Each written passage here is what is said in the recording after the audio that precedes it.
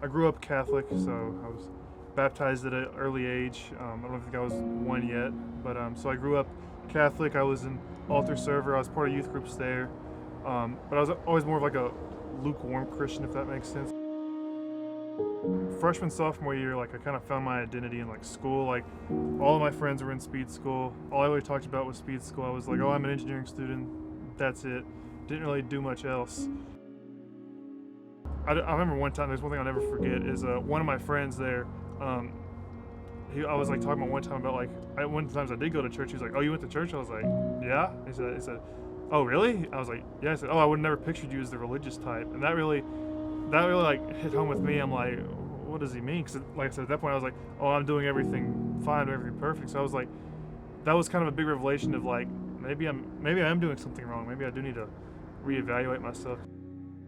Battle with sexual sin, like and then I was like, oh well, it's not that bad. I mean, it's everyone does it, so it's not that bad. A lot of other Christians I know do it, so I was like, that's not bad. um, at that point I did not own a Bible, so I was not reading a Bible at all. So I'm kind of hard to spread the word when you don't have the word. um, and also like I said, like never going to church, never worshiping, so it's like I'm not in a community of like being held accountable for anything. It's just me saying I am. I mean, everyone's like, sure, I guess you can be. I don't really know.